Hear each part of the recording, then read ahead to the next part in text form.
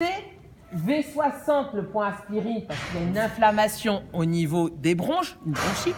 Et le point poumon, on descend derrière le muscle de l'épaule.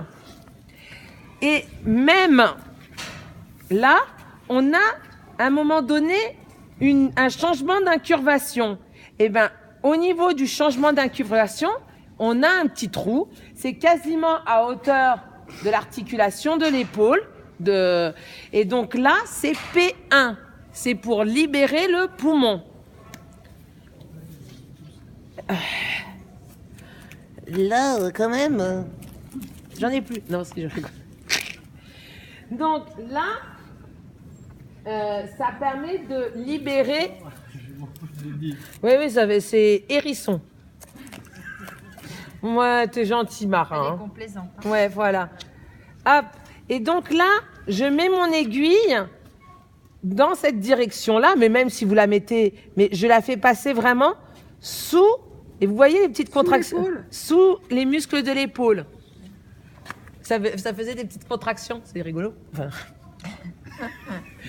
Ça drôle. Dans le thorax, sous l'épaule, quoi. Voilà. C'est vraiment derrière le muscle de l'épaule. Si on a un veau qui présente, ou un cheval qui présente de la diarrhée, donc on va faire triangle de l'immunité, V60, parce que c'est une entérite, une inflammation de l'intestin, qui est là potentiellement pour protéger le cœur, et ensuite avoir un point justement pour apaiser le cœur. Alors chez nous, il est là. Mais là, chez le cheval, c'est où? Ou chez le veau, c'est où? La patte. C'est voilà. Donc c'est là, et chez le cheval, il y a un repère anatomique qui est la châtaigne qu'on n'a pas chez la vache. Et donc c'est MC6, maître du cœur numéro 6. Donc ça, c'est le point pour apaiser le cœur. On l'a en face externe, TR5, triple réchauffeur numéro 5. Lui, il sert à augmenter les défenses extérieures. Donc quand on a un sac à puce, une tête à poux, quand on a un animal qui présente des éruptions suite de gale, ou aussi de la... comment ça s'appelle déjà de la teigne... comment ça s'appelle Les parasites internes, non, c'est pas parasites. Où on met du ou dart. Ce point-là permet d'augmenter les défenses extérieures.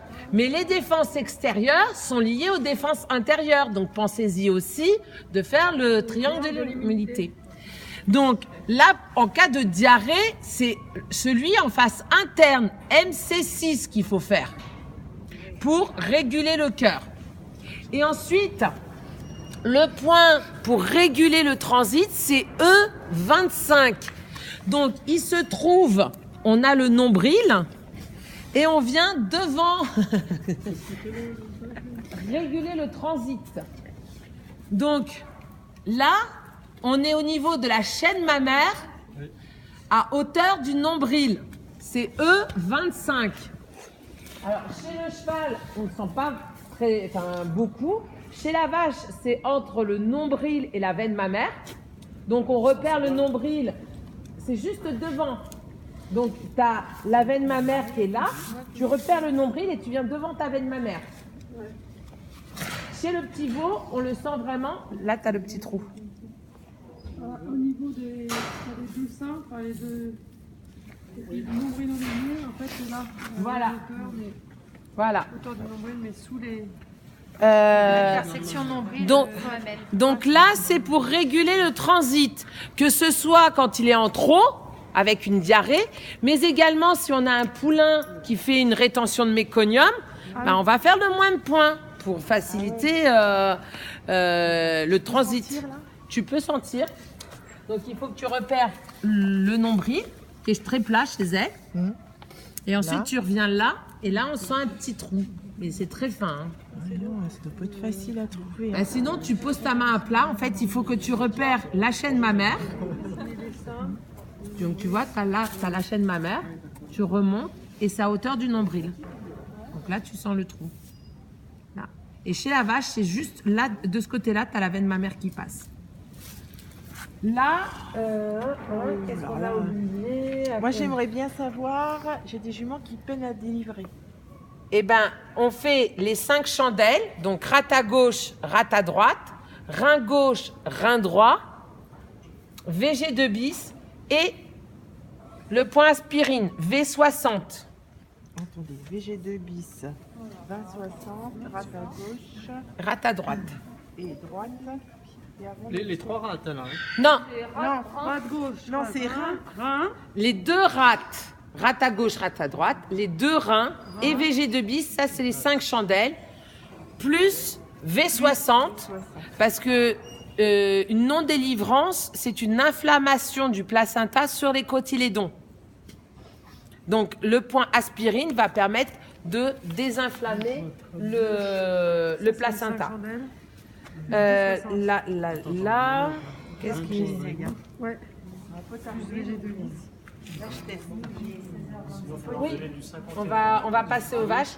Et ensuite, si on a un veau ou un petit qui naît avec des déviations, et donc là, qu'est-ce qu'on fait? On fait dans le sens de la déviation. Donc si il est bouleté ou piqué, on fait en pince, pli du pâturon. Si il est cagneux ou panard, on fait interne-externe. Attends, On fait alors, s'il va vers l'extérieur, on appuie, interne-externe. on fait interne-externe. S'il va vers l'intérieur, on fait interne-externe. Pareil, on fait la même chose. Tout que le ça temps. aille, extérieur ou intérieur. Tu appuies sur les deux. D'accord. Du membre atteint. Ensuite, si la déviation concerne les antérieurs, on fait VG14. Si la déviation concerne les postérieurs, on fait VG2 bis. Voilà. Donc, on renouvelle. Dès que l'évolution cesse, on renouvelle. Et puis après, dernier point, le point ovaire. Donc, on repère la pointe de la hanche. Alors, c'est juste sous la pointe de la hanche. Chez la vache, on fait apparaître la corde du flanc et le muscle là. Ça fait une flèche vers le haut et on sent vraiment le trou. Donc là, c'est le point ovaire. Ça, c'est quand on a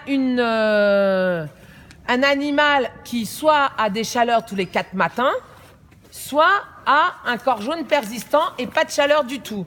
Si par contre, on a des chaleurs régulières et parce qu'il y a un défaut et on a un défaut de nidation, et ben là, on va faire le point rate le jour de l'insémination et on a 6 jours pour préparer l'utérus à recevoir l'embryon. Donc, on refait un soin tous les 2-3 jours pendant ces 6 jours. Voilà. Donc, là, ce qu'on va faire, c'est que vous allez repérer les points sur la vache.